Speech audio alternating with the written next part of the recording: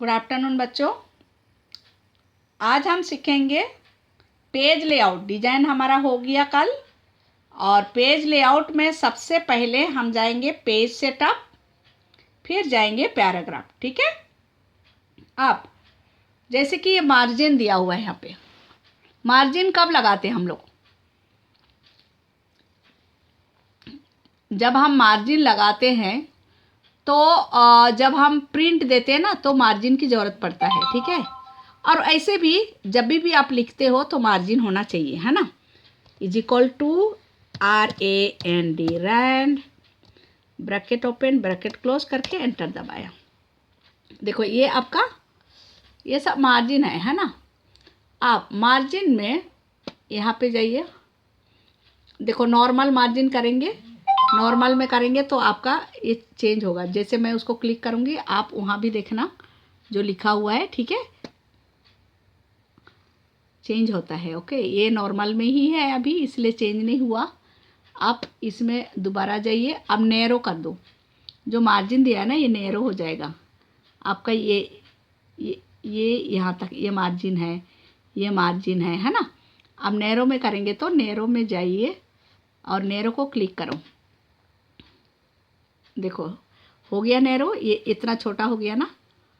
ठीक है। आप दोबारा मार्जिन में देखो, और भी बहुत सारी चीज़ें हैं। मॉडरेट है ना, मॉडरेट में जाइए, जैसे ये है वैसे वो बदल जाएगा, देख रहे हो ना। फिर दोबारा उसमें जाइए, वाइड में करेंगे तो और बदल जाएगा, देखो। ठीक है। तो इसको क्या कहते हैं? मार्जिन। मार्जिन में आप कोई भी चीज़ को, जैसे कि मार्जिन बदलना है तो आप इस तरह का मार्जिन आप ले सकते हैं। ठीक है। आप उसके बाद ये एक्चुअली हम रखेंगे कहाँ पे? नॉर्मल में रखते हैं। यहाँ पे जाइए, नॉर्मल को क्लिक कर दीजिए, नॉर्मल में आ गया। ठीक है ना।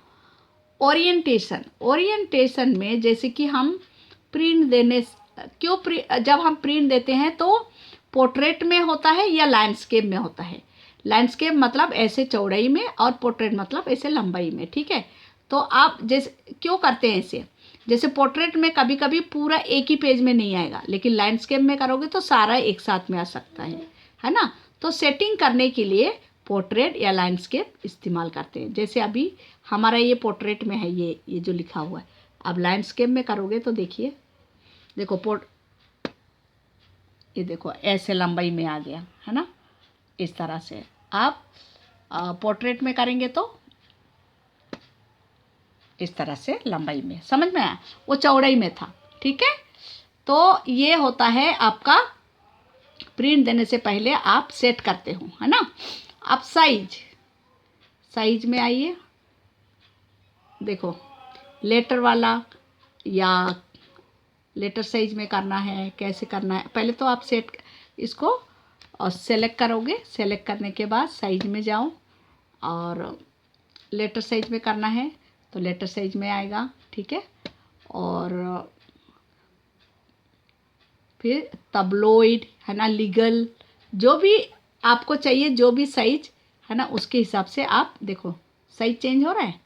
आप करते जाएंगे, आपका लीगल में करो, देखो इस तरह से चेंज होगा। ठीक है। साइज।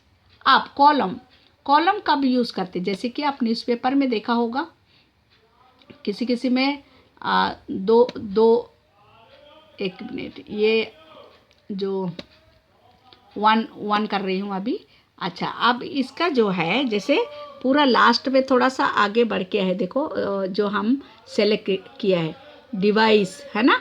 तो हम उसको थोड़ा पीछे लाते हैं, यहाँ तक जहाँ तक लिखा हुआ है। अब मैंने कर दिया। अब उसके बाद कॉलम में जाइए। कॉलम में जाने के बाद इसको 2 कॉलम करना है। तो देखो आप 2 कॉलम बन गया। अब ऐसे ही 3 कॉलम करना है, 3 कॉलम हो गया, है ना। ऐसे कॉलम बना सकते हो। ठीक है। 1 कॉलम करेंगे तो एक ही में आ जाएगा। ठीक है। उसके बाद पेज ब्रेक तो आपको पहले से ही मैंने समझाया था, है ना, कि पेज ब्रेक मैंने पहले समझाई हूँ, जिसमें अलग अलग पेज लेने के लिए, ठीक है। अब लाइन नंबर मतलब कितना लाइन आपने लिखा है वो करने के लिए आप इसमें जाइए, कंटिन्यू कर दो, सब लाइन दे दिया, देखो 1 लाइन 2 लाइन कितना लाइन किया वो दिखा देगा, ठीक है। ऐसे ही बाकी सबको जितना करते जाओगे उतना आपको, लेकिन हमें ये सब इतना ज़रूरी नहीं है, ठीक है। अच्छा, आप लाइन स्पेसिंग को जो है उसको हम नन कर देते हैं तो हट जाएगा, हट गया। अब इसमें क्या होता है, जैसे आपका लेफ़्ट साइड का आगे इस तरह से बढ़ेगा, आगे कहाँ लिखना चाहते हो उस तरह आप अपना जो पैराग्राफ को ले सकते हैं। ये पैराग्राफ का है, ठीक है, पैराग्राफ सेटिंग है, ठीक है, इस तरह से, ठीक है। अच्छा, ये बिफोर, देखो इस तरह से आपका पैराग्राफ को करेगा, ये कितना बढ़ाना है कितना घटाना है ना, ये सब पैराग्राफ का सेटिंग होता है, ठीक है। बस आज के लिए इतना, ये आपका था पेज लेआउट, ठीक है बच्चों, ओके।